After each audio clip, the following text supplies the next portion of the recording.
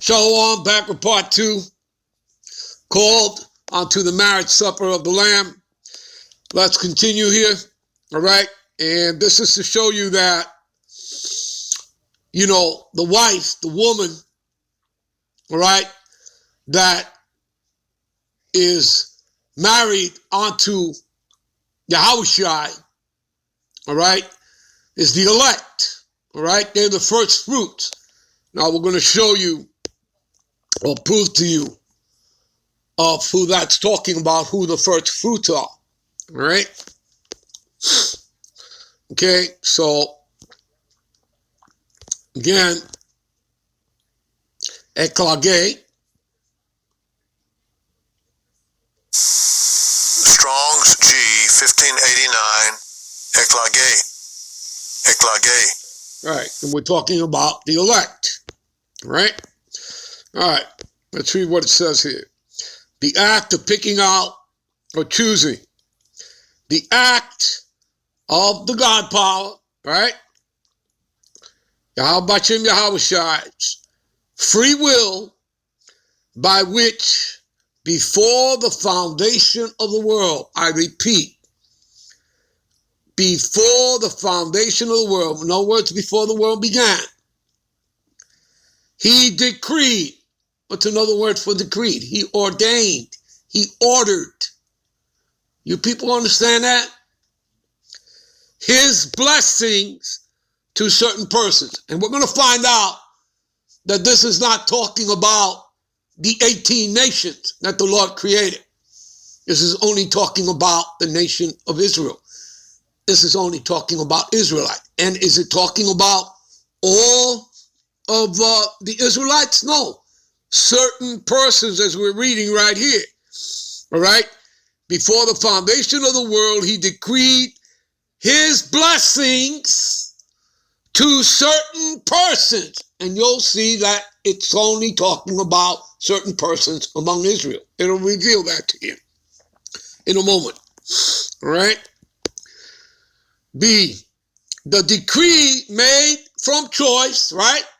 I already gave you an example of that. Many are called, few are chosen.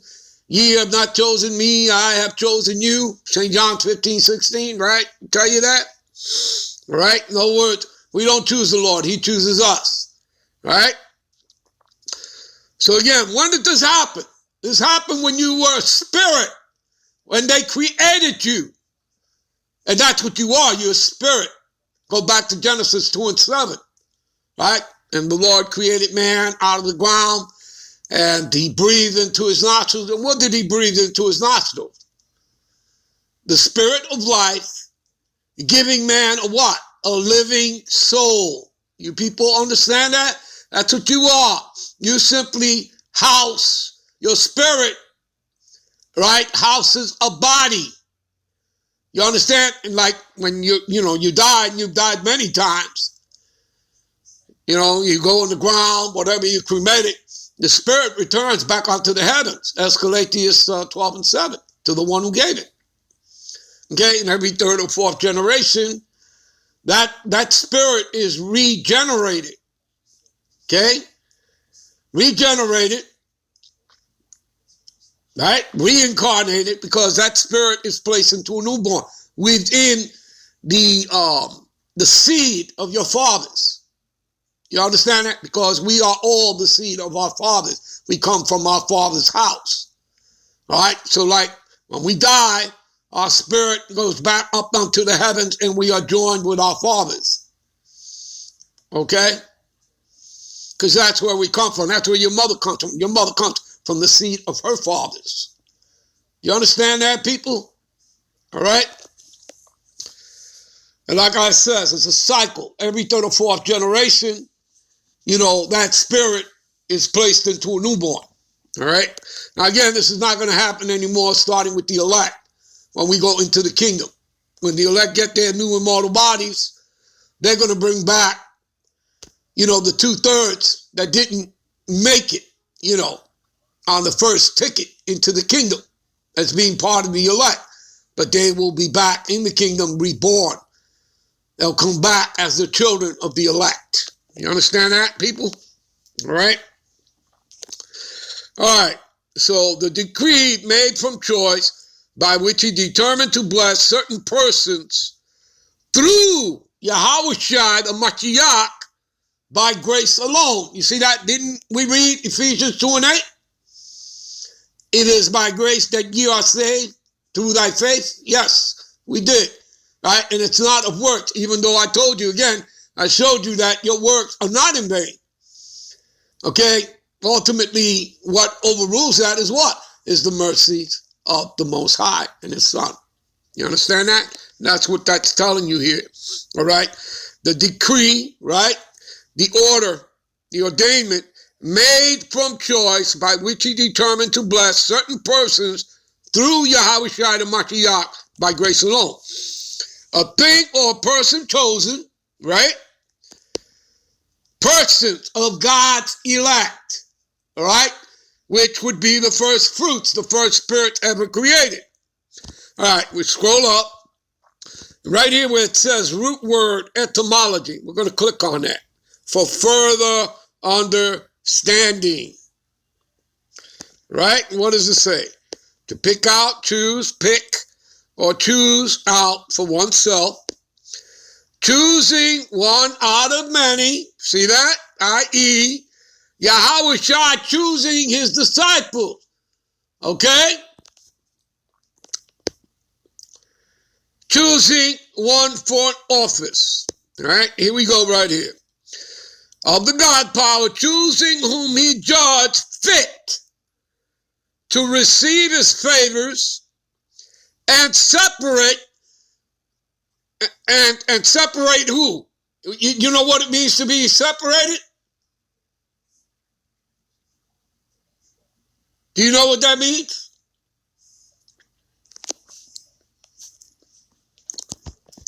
That means to be sanctified, people. That's what that means. Okay? Sanctification means to be made holy and separate from the rest of mankind. And what are we reading here? The God power choosing whom he judged fit to receive his favors and separate from the rest of mankind. That means they were sanctified. So not only were they, was it decreed, in other words, ordained, right? As being ordained a prophet unto the nations, as we read in Jeremiah, right? 1 and 5. And what does it say there? I'm not going to take you over there. I'll just quote it. Before I formed thee in the belly, see that? Before I formed thee in the belly, right? I knew thee. How did he know you? He knew you before what? The foundation of the world. He created you as a spirit. You understand, people? Do you get it? So, before I formed thee in the belly, I knew thee. And before thou camest out of thy womb, out of your mother's womb, I sanctified thee. That means I made thee holy and separate.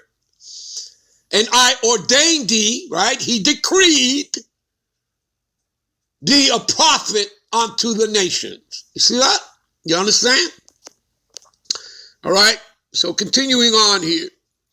All right. So he sanctified and made thee holy and separate from the rest of mankind to be particularly of his own, to be attended to continually by his gracious oversight. He's got the angels watching over you. All right? And hopefully that if you're of the elect, what's going to happen at the end is that, again, these bodies don't go up, right? Again, as we read, what is that, 1 Thessalonians in the 4th chapter? All right, and the dead shall rise first, and then those that are alive will be caught up in the air, in the cloud. Those clouds are metaphor for the chariots.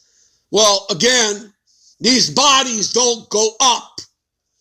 It's the spirit that goes up. So the angels that, even though you cannot physically see them, that are watching over you, they're there hopefully, to guide you. And that at the end, if you're of the elect, they're going to deliver your spirit, as part of the living, or whether you have, you died, okay, because the dead shall rise first. So It's your spirits that go up, not these bodies. These bodies are corrupt. All you got to do is read, 1 Corinthians, the 15th chapter there. Okay? We have to put on incorruption. Okay? So, we shed these bodies. And the spirits go up, and then we get our new bodies. Okay, right? Because it says there in 1 Corinthians, the 15th chapter, and within the twinkling of an eye, we shall all be changed. You understand, people? You got that? All right? So, again, to be attended to continually by his gracious oversight. Now, here's the proof, i.e. who? The Israelites. Do you see anybody else there? Do you see multi-nations? Do you see Ishmaelites? You see Edomites? You see Moabites, Ammonites? No. Israelites. Okay? So, the Lord has an elect, all right, amongst the Negro, Latinos, and Native Americans that make up the 12 tribes of Israel that were chosen before the foundation of the world. You got it? They're the first fruits. Got it, people? You understand? Not difficult at all once you have understanding of these scriptures. All right? All right.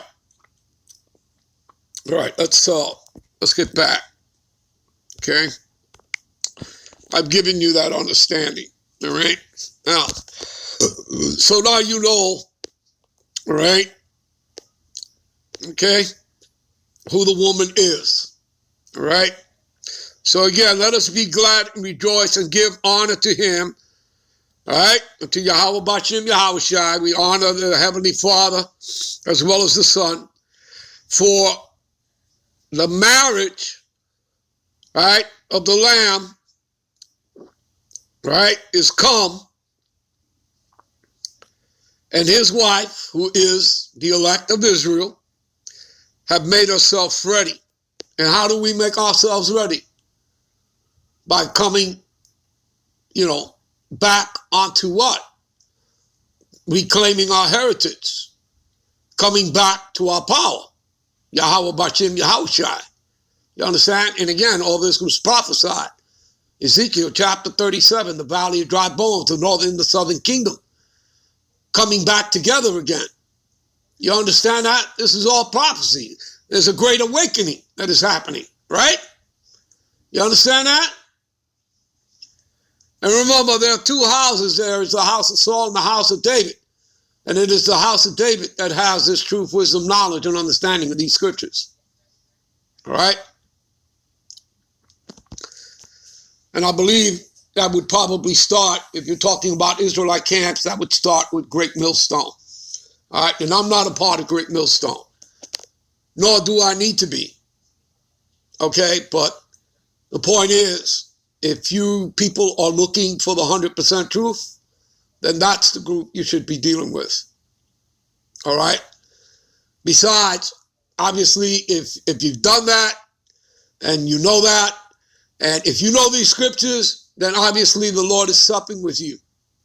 Okay? And then you would obviously know that, out of these Israelite groups, you would know that GMS obviously has 100% truth. And again, that's how you're not going to be deceived. If you know these scriptures and the Lord is supping with you, okay, as you read in Revelation 3 and 20, then nobody's going to deceive you. And they'll tell you that, right? In Matthew's, the 24th chapter, right? If it were possible, the elect would be deceived, but it's not possible for the elect to be deceived. You understand? Why not? Because they have the truth. And the truth is right here in the scriptures. You understand that? All right. All right. You know what? We'll end this here. We'll be right back with part 3. All right? Shalom.